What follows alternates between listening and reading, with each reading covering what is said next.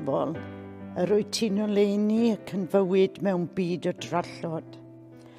Dyrod ei achad i'r rhai sy'n glaf, dy nerth i'r rhai sy'n dioddef, dy dosturi i'r rhai sy'n galaru, a thewder i'r rhai sy'n gweithio iachau a gwasanaethu eraill. Bendithia cenedl y Cymru ac ysbryd byw hawl dy gariad, a chaniatau ni dy drigaredd, a ddatguddiwyd ymherson Crist dy fab.